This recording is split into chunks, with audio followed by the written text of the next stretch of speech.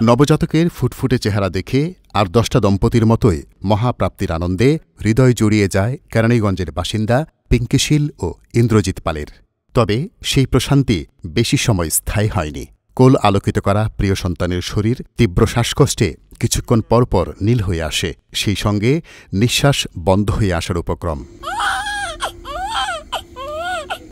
পরীক্ষা নিরীক্ষায় শনাক্ত হয় বিরল রোগ ফাইব্রোএপিথেলিয়াল পলিপ। টনসিলের পেছনে লেগে থাকা ওই পলিপের কারণে স্বাভাবিকভাবে শ্বাস নিতে পারছিল না শিশুটি। জিব্বার মতোই আরেকটা কিছু একটা বের হয়ে আসছে। সাকশনের মাধ্যমে সাকশন দিল আর সাথে মুখের মধ্যে কি এটা চলে আসলো। একদিনের বাচ্চা, একদিন বয়সের বাচ্চা দম বন্ধ হয়ে যাচ্ছে, মাঝে মাঝে সে একদম নীল হয়ে যাচ্ছে। ফরচুনেটলি যখনই সাকশন দেওয়া হয় তখনই জিনিসটা বাইরের দিকে বের হয়ে আসে এবং বাচ্চাটার কালারটা আবার পিঙ্ক কালার হয়, যেটা নর্মাল কালার আর কি।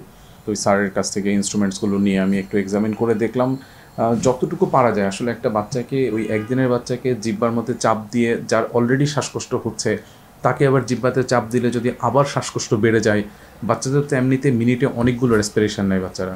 তো তখন আমি যতক্ষণ পর্যন্ত এক্সামিন করবো বাচ্চাটার জন্য কিন্তু মানে ডিফিকাল্ট আরও বেশি বেড়ে যাচ্ছে।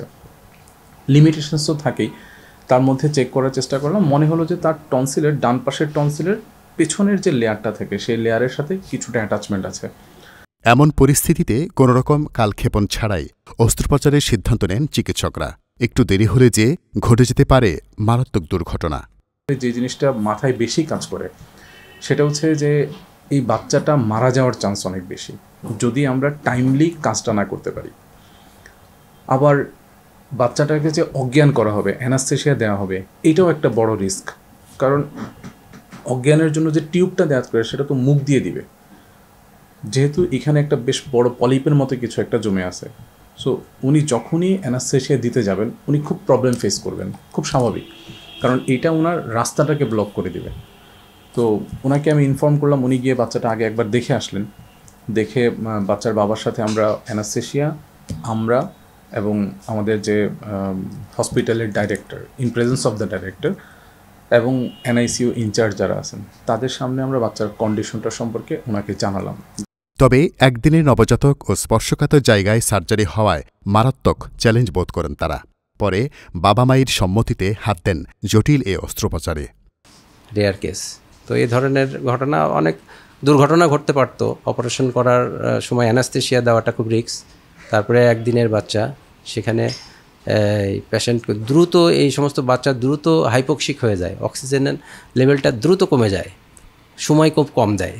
একটা বড় বাচ্চার আর এই 2-1 দিনের বাচ্চার ভিতরে পার্থক্য এটাই যে ওরা দ্রুত অক্সিজেন কমে যায়।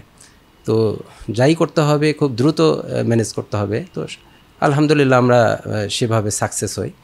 আমরা তাদেরকে বললাম যে বাচ্চা যদি আপনারা রিস্ক নেন তাহলে আমরা রিস্ক নেব, আমাদের রিস্ক নিতে কোনো সমস্যা নেই, কিন্তু আপনাকে মেইন রিস্কটা নিতে হবে। আপনি রিস্ক নিলে আমরা কাজ করতে পারবো। আমরা ওনাকে এইটাও এনশিওর করলাম যে এই কাজটা হয়তো অল্প সময়ের, কিন্তু এই অল্প সময়ের বা যেই সময়ের কাজটাই হোক না কেন, এই কাজে যে রিস্ক আছে আমরা পুরোটা রিস্ক নিচ্ছি, কিন্তু আপনারা আগে এনশিওর করতে হবে যে বাচ্চা যদি ওটি টেবিলে খারাপ হয় আপনারা সেটাকে অ্যাকসেপ্ট করে নেবেন। এবং আলহামদুলিল্লাহ আমাদের ওই পেশেন্টের ফাদার, আসলে ওনাদেরও তো ওয়ে ছিল না, যে ওনারাও দেখছিলেন যে বাচ্চাটার অবস্থা খুব খারাপ, তো ওনারা রিস্কটা নিয়েছেন। এরকম কেস আমরা কখনো দেখি নাই, এই ফার্স্ট আমাদের হসপিটালে। তখন স্যার টিম রেডি করলেন, আপনার 17 তারিখে রাতে বাবুটার ওটি হলেন। ওটি করার পরে বাবুটা আল্লাহর রহমতে, আল্লাহর অশেষ কৃপায় বাবুটা ভালো হয়ে আমরা মায়ের কাছে ফিরিয়ে দিতে পারছি। সবার সম্মিলিত প্রচেষ্টায় সফল অস্ত্রোপচার করতে পেরে উচ্ছ্বসিত চিকিৎসকসহ স্বাস্থ্যকর্মীরা। আমার নিজের বাচ্চা অসুস্থ, কিন্তু সত্যি কথা বলতে ওই সময় আমার বাচ্চার কথা আমার মাথায় আসে নাই। আমি ভাবলাম যে না, যারা আছেন ওর সিম্পল জন্ডিস, এটা মোটামুটি ম্যানেজেবল, কিন্তু এই বাচ্চাটার অবস্থা তো খারাপ। এই বাচ্চাটাকে চেষ্টা করতে হবে, আমরা কি পারবো কি পারবো না সেটা আল্লাহই ভালো জানেন, কিন্তু চেষ্টা করার দায়িত্বটা তো আল্লাহ আমাদের কাছে দিয়েছেন। তো চেষ্টাতে আমরা কোনো ত্রুটি রাখিনি এবং আলহামদুলিল্লাহ অপারেশনটা হয়েছে, বাচ্চা ভালো ছিল, সেই ফিলিংসটাই ডিফারেন্ট। আপনি যখন দেখেন যে কেউ একজন মানুষ আপনার গলার মধ্যে চাপ দিয়ে ধরে রাখলো, কেউ একজন আসলো যে গলার চাপটা ছুটিয়ে দিল, সে আপনার লাইফের হিরো হয়ে যাবে। চ্যালেঞ্জ শুরুর আগে যেমন অ্যাংজাইটি, মানসিক প্রেশার থাকে, এটা সাকসেস হয়ে গেলে সেই ধরনের মানে আনন্দটাও ওই ধরনের। তো যেরকম অপারেশনের আগে টেনশন বা মেন্টাল প্রেশার থাকে, জাস্ট অপারেশন বা প্রসিডিওরটা সাকসেস হয়ে গেলে সেই ধরনেরই একটা অনুভূতি, মানে ভালো একটা অনুভূতি, আনন্দ এটা পাওয়া যায়। তবে তাদের খেদোক্তি অনেক বড় ও জটিল অস্ত্রোপচার দক্ষ হাতে সফলভাবে সম্পন্ন হলেও দেশের মানুষ এ ব্যাপারে অবগত নয়। এই কারণে সামান্য অসুস্থতায় চিকিৎসার জন্য বাইরে চলে যান তারা।